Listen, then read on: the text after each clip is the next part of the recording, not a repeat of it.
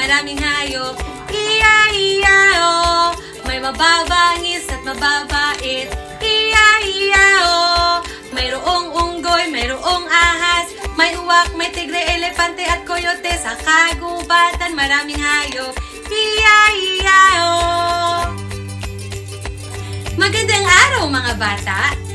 Alam niyo ba kung nasan ako ngayon? Tama! Nasa kagubatan! Ang kwento natin ngayon ay tungkol sa isang pilyong hayop. Ano kayang mga ginawa niyang kapilyuhan? Tara! Simulan na natin ang ating kwento. Pilyong Coyote! Kwento at iginuhit ni Emmy Makiling Padua at inilapat ni Irvin Ray Abaw. Ang kwentong ito ay tungkol kay Coyote na nakatira sa masaganang kagubatan. Siyempre, marami siyang dinaraya na hindi gumagana kasi alam na ng lahat na ang Coyote ay manloloko. Ay, sino kayang lalansihin ko ngayon? Wika ni Coyote. Narito na ang panaderong baboy. May naisip na ako. At nagtago si Coyote sa mayayabong na damo. At biglang tumalon si Coyote sa kanyang pinagtataguan. Naku po! Tinakot mo ako!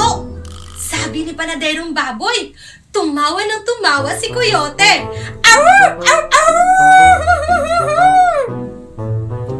Nagkalit ang panaderong baboy at binugahan ng tubig si Coyote.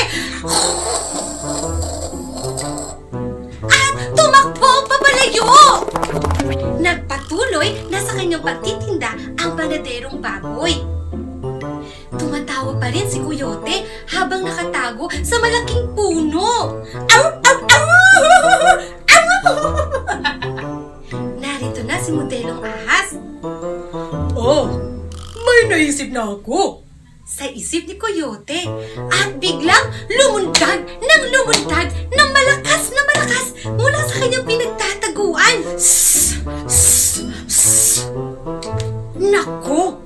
Tinakot mo ko, Coyote! Wika ni modelong ahas. Nagalit at sumigaw ang modelong ahas kay Coyote na biglang nawala sa kanyang paningin. Napakapilyo talaga ni Coyote. Wika ni modelong ahas, patuloy sa paglalakad at palihim na nagtago sa likod ng puno. Hinihingal pa si Coyote sa pagtakbo para maiwasan si modelong ahas. Ah, sino na naman kayang susunod kong lalansihin? Wika ni Coyote. Nang tumapo sa mababang sanga ang tinderang uwak, ito na naman ang pagbalingan ni Coyote. At biglang lumundag si Coyote sa sanga kung saan dumapo si tinderang uwak. Kaw! Kaw! Kaw! Tinakot mo ako, Coyote! Wika ni tinderang uwak. Nanginginig pa sa takot si tinderang uwak. Kaw! Kaw! Magtatago muna ako dito sa puno! Inis na wika ni tinderang uwak. Ah, sino na naman kaya lalansihin ko? Wika ni Coyote. Nang paparating na si Ibong Doktor, may naisip na agad si Coyote. At biglang tumalon si Coyote mula sa kanyang pinagtataguan. Tweet! Kinabahan ako ng masyado, Coyote! Sabi ni Ibong Doktor. Nataranta pa rin si Ibong Doktor. Ang Ibong Doktor ay iritang-irita kay Coyote at dahan-dahan siyang umalis. At muling natago sa mayabong na sanga ng puno si Coyote. Tuwang-tuwa siya sa kanyang ginawa. Aw! Aw! Aw! Ah, sino na naman ang lalansihin ko? Wika ni Coyote. At paparating ang antuking aso. At may naisip na kaagad si Coyote.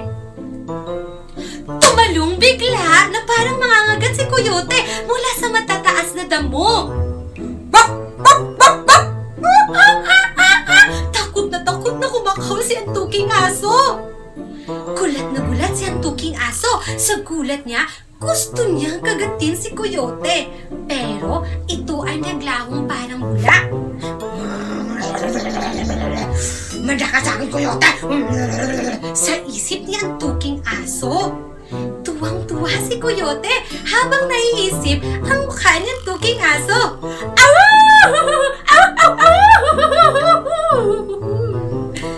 Oh, sino naman kaya lalansihin ko? Wika ni Coyote. Parating ang batang baka at may naisip na agad si Coyote. At biglang tumalon si Coyote mula sa punong natumba na kanyang pinagtataguan. Para siyang mabangis na hayop. Moo! Moo! Moo! Takot na umiiyak ang batang baka kasi akala niya isang mabangis na hayop. Tinakot mo ako, Coyote! Napaiyak sabi ng batang baka. Ang batang baka ay umiyak sa takot dahil kay Coyote. Tumakbo na mabilis si Coyote!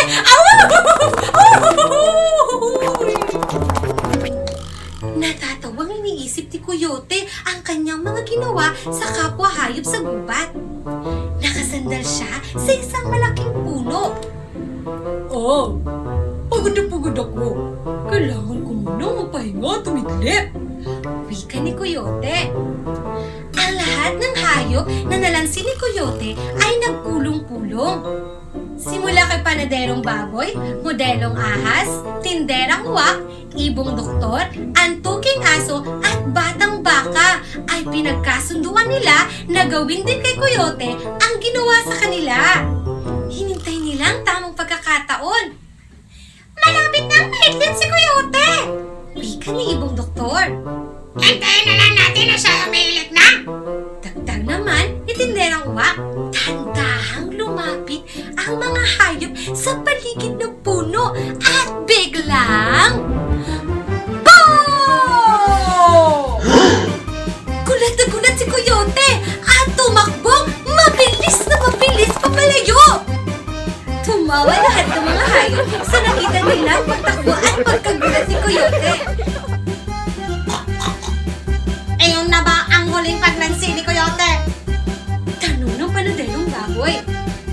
Oo naman, magtatanda na yun sa kanyang mga ginawa. Sagot ni modelang ahas.